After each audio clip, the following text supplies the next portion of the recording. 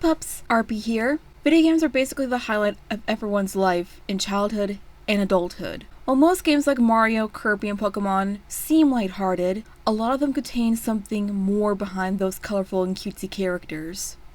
Today, I'm listing off the top 15 scary things in video games. I won't be counting horror games or Pokemon games for this list. Horror games expect you to be scared, and I'm mainly focusing on non-Pokemon games.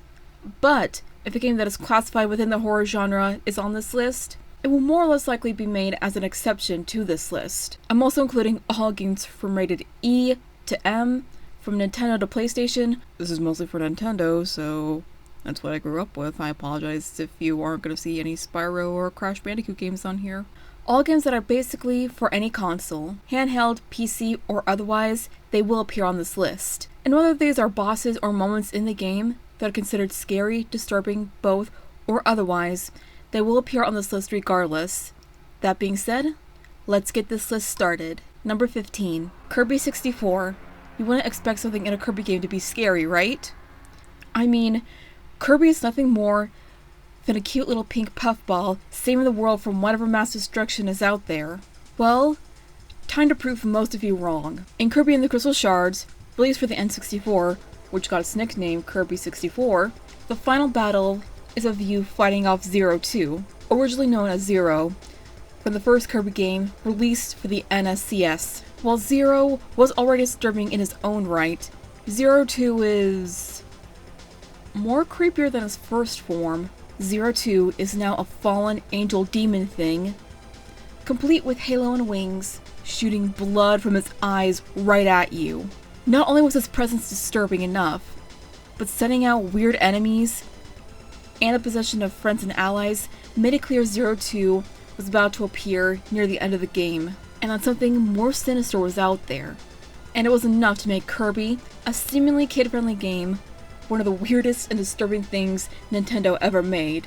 And here you thought Kirby, Pokemon, Zelda, and all Nintendo games were made for little kids, babies, and children. Number 14, Portal 2. I love this game, more so for the character Wheatley, and while I have yet to finish the game fully, I have seen a couple of clips of the cutscenes in the game. I think the highlight of the game becoming disturbing was the switcheroo scene with Wheatley and GLaDOS. When you arrive to GLaDOS' lair, you make an attempt to switch her out with Wheatley.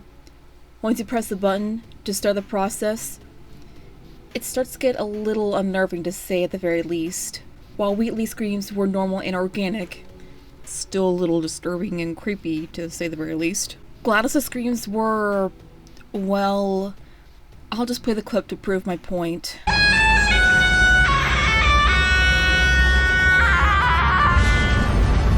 Yikes. GLaDOS was super mean, but now I just feel bad for her. Plus, it wasn't enough to make her look like a woman bound and gagged upside down. You had to make it more creepy by giving her a scream of pain that's inorganic and unnatural. If that wasn't enough, after Wheatley was in GLaDOS' place, he acts like a possessed victim, overcome with mad power and crazed by anger, turning GLaDOS into a potato, throwing a tantrum that nearly killed us over him being called a moron, and the climax of the game where he became a true villain rather than our ally in the past. That's what made Portal 2 at its creepiest. Friend turned enemy, Wheatley was the unfortunate victim of such. And it was pretty sad, to be honest. I mean, you'd probably go crazy too if you were suddenly put in GLaDOS' place. I love Wheatley. Number 13, Star Fox 64. I've only played one Star Fox game in my life, and that was probably just a few months ago. It was the dinosaur game for the GameCube, so yeah. And while I have seen clips of older Star Fox games, this one is just gross. That's really all I can say about it. It's just gross. Let me explain a little bit further so you can probably get a better understanding of why I think it's gross, quote unquote. When you enter the final battle with Andross in Star Fox 64, you end up destroying his first form, and his final form isn't Frieza inspired, I can tell you that much. To put it bluntly, it's a big ass brain with bulging eyes, and even more disturbingly enough, it freaking floats around! Nintendo! Why? Why did you do this? And more importantly, why a dang floating giant-ass brain of all things? A skull would have done slightly more appropriately, thank you. That didn't help that it was in the GameCube remake of the game. only intensifying its creepiness. Or was it the Wii remake? I don't remember, I'm sorry. Correct me if I'm wrong. Let's just be thankful and glad that Nintendo finally fixed it in the 3DS remake of the game. Changing the terrifying floating brain into a robotic android monkey thing? We already had him as a floating head. We don't need a floating brain. Number 12. BanjoKazooie. While the N64 had more kids games during its time, things always took a turn for the sinister. Especially with BanjoKazooie. When you first enter the well and swim through the tube thing, I don't know what it's called, you meet Clanker, Gruntilda's garbage disposal shark. At first, he catches you off guard and seems terrifying at first. But then, he comes off as friendly, and not your typical scary boss that you have to fight. Never judge a book by its cover, kids. But when you enter through his blowhole, you notice a lot of organic parts inside him, like organs for example. That's actually kind of disgusting, but yeah. And in the first draft of the game, he's a real-life shark. What the hell was Clanker before he became a robo-shark? Poor guy's probably suffered a lot since he became a robo-shark thing. Why does Gruntilda have to be so mean? Number 11. The Legend of Zelda, Majora's Mask. The Legend of Zelda series has a lot of dark moments in the past, but before Twilight Princess, Majora's Mask was considered one of the darkest games in the Legend of Zelda series. Despite being a sequel to the equally popular Ocarina of Time, Majora was filled with a lot of dark moments. And that's mainly because it was closer to the creator's creation of the Zelda series. Which I like. A whole lot, actually. From mass transformations, to the moon, to deformed mummified people, to the heavy mask salesman's rage, you could tell you weren't playing the run-of-the-mill Legend of Zelda game anymore. You weren't saving princesses and battling Ganondorf, you were saving Termina from its untimely death. No pun intended. But the moment I chose was the battle with Majora. Now, I've only played the 3DS remake of the game, and have yet to finish it, but I've seen some clips to tell you all I know about this final boss battle. As you battle Majora first, it starts at a floating mask with weird tentacles coming from its back. As the battle progresses, Majora turns into a weird Cyclops creature with the music getting sillier all of a sudden. And Majora just randomly dances around. Yeah, just dances. But when Majora's final form is put into play, it grows a very pissed off head, bulks up its muscles, and its arms are now random whips it attacks you with. I've said it before, and I'll say it again. Majora's Mask is one of my favorite Zelda games of all time, and you gotta love this weird and dark turn to this game.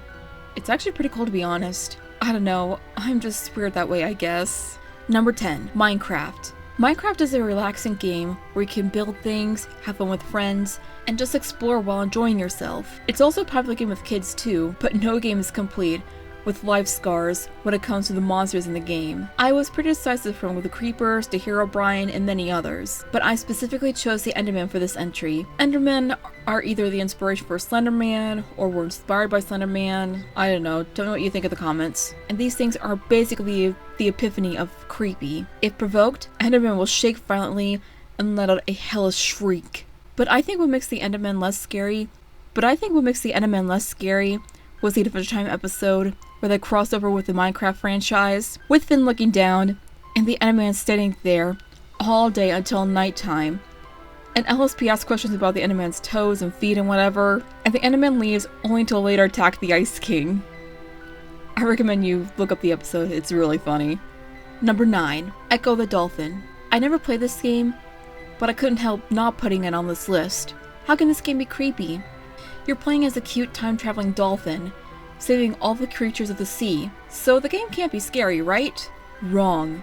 That is until you end up in one of the final levels, with a sense of loneliness and despair followed by octopus-like creatures, out for adorable dolphin blood. And then, when you reach one of the bosses, which I assume is the final boss, the Vortex Queen. This thing looks like something out of a freaking alien movie rather than it being in a cute dolphin game. It looks like one of the xenomorphs for Arceus' sake. Whoever made this game really must love the alien movies. Thanks, game. I didn't need to sleep anyways. For me, xenomorphs are okay. I could probably tame one, or get killed and die a happy woman. The Vortex Queen, however... nope, not having it. Number 8. A Hat in Time. Again, never played this game, but this game gave off the childhood memories for those who played N64 games growing up, but this game has a darker turn to it. There's a bunch of shadow monsters, which I can only assume are demons out for blood. There's murder mysteries, the mafia, and is it just me? Or am I remembering my N64 games differently? Or is it just the game itself? I don't want to know what Hat Kid is going through, but him hiding for those things out to get him? Yeah, it's safe to assume something's up within this game. Definitely seems like more of a horror game, rather than a kid's game, for any parent who bought this game for their kid. Number 7. Super Mario 64. I originally was going to do the eel creature, along with this now disturbing realistic remake in Mario Odyssey, but I stuck with the basic one that was unexpected for anyone growing up playing this game. The murderous piano is undefeatable. It's out for your soul and blood, but it's the only way you can get the red coin in the game. I mean, this thing already catches you off guard enough as it is. Is there anything more I could say about it that hasn't been said already? No? Okay, moving on. Number 6. Donkey Kong 64. I've only played one Donkey Kong game in my life, and that was Diddy Kong Racing, but I couldn't help myself. I had to add this game on this list. There wasn't anything remotely creepy about Diddy Kong Racing, so yeah, I kinda chose Donkey Kong 64, aside from the friendly ghost granny monkey. While she catches you off guard, similar to Clanker, she too is very friendly and helpful, but it's this thing that makes the game creepy. Mad Jack. Okay, did we really need a Donald Duck, Joker, Jack-in-the-Box, Monster Fusion in the game? We're monkeys trying to get bananas. Why do we even need to face off against this weird-ass rare candy trip of nightmare fuel? Maybe this is why I have a phobia of anthropomorphic birds. And I've never even played Donkey Kong 64. Number 5. Metroid Fusion. Originally, I was going to add Nightmare for its gross-out factor, as well as its horror movie appeal to it, but the ASX won that coin toss. I've only played 2 or 3 Metroid games for the GameCube and DS in my life, but there's just something about the SAX that adds the creep factor to the entire game. It could be more of a sci-fi feel to it, similar to the Alien movies, or it could be its hideous monster transformations. Either way, SAX will make you run back to your Super Marios and your Kirbys, but those two are already filled with nightmare fuel of their own, so either way, Nintendo screwed us here. Number 4. Five Nights at Freddy's. I know I'm cheating on this one because it's a horror game, but as I said earlier in the video, any horror game added on this list will be made as an exception to the rule, and FNAF is one of those exceptions. I'm mainly focusing on the third installment of the game. While FNAF 4 had the more nightmare factor to its title, both figuratively and literally, alongside Sister Location and Onward, I wanted to strictly focus on FNAF 3. I mean, come on! Springtrap is already freaking creepy as hell. At first when you play FNAF 3, the phantom animatronics attack you and jump scare you, thankfully to know you're still alive after a mini heart attack. But when Springtrap comes out for you, it's game over instantly. I mean, come on! Springtrap is a zombie rabbit version with Purple Guy's body and soul inside it. Literally. I do not like Springtrap. No, not enjoying you, Springtrap. Go away. I'm not interested in anything you're selling. Number 3. Earthbound.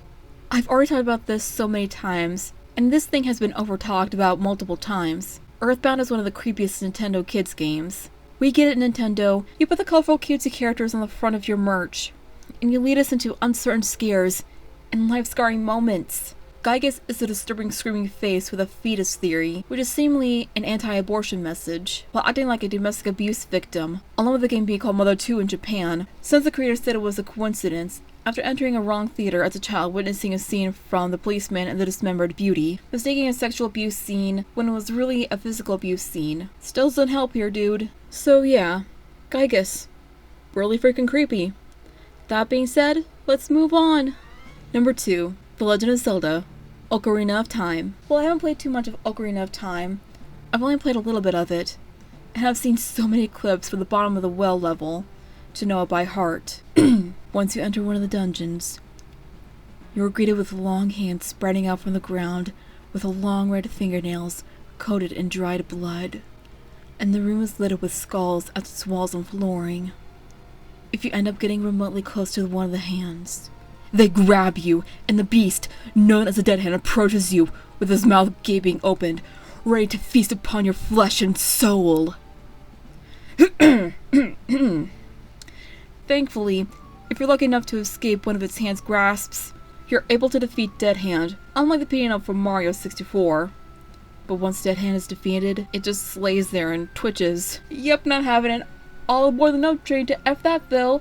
Nope, nope. No, no, no, no, no, no, no, no, no, no, no, no, no, no, no. This thing doesn't even disappear for Arceus' sake. What kind of weird messed up boss is this thing? It doesn't help that in the 3DS remake, it's nothing more than a weird looking fleshy blob monster, and it just lays there unmoving after you defeat it. With or without the dried blood, it's still creepy. Maybe this is the thing that inspired the Buried Alive Pokepasta. Number 1. Undertale. Funny enough, I originally thought Undertale was a horror game.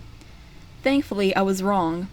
Or so I thought. When you first start the game, you meet Flowey. Flowey the Flower. A supposed ally in the game, who turns out to be a possessed demon flower out to kill you because, as he quotes, "In this world, it's kill or be killed." I know Azrael is technically Flowey in a soulless form, but I think Azrael and Flowey are separate from each other.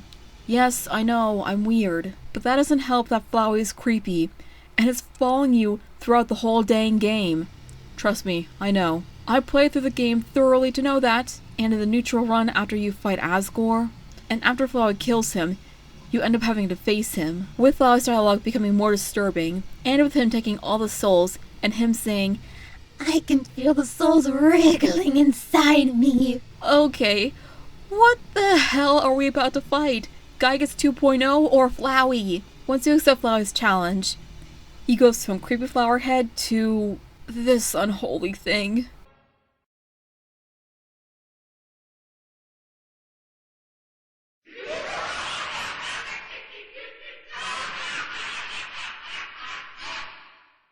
Jeepers Crispies, Toby Fox, what were you thinking? Omega Flowey is by far the scariest and most disturbing thing in a video game. I mean, look at him. He's a weird TV head, using the 6 human souls against you as you constantly battle, and not only that, he also manages to close out your game intentionally and crashes it after Asgore's sudden demise. Already creepy and intimidating via final form, but could even scare the tar out of Frieza, aside from Lord Beerus' very presence. Omega Flowey is nothing short of pure nightmare fuel for anyone who played this game, child or adult. But when you defeat him, after the 6 souls attack him, you decide whether or not you spare him or kill him. If you choose spare, he says the following: "I'll come back. I'll kill you. I'll kill everyone. I'll kill everyone you love." Why? Why are you being so nice to me? I can't understand. I can't understand. I just can't understand. And flees. If you kill him, well, this happens. I knew you had it in you. And just because a normal flower. Yeah.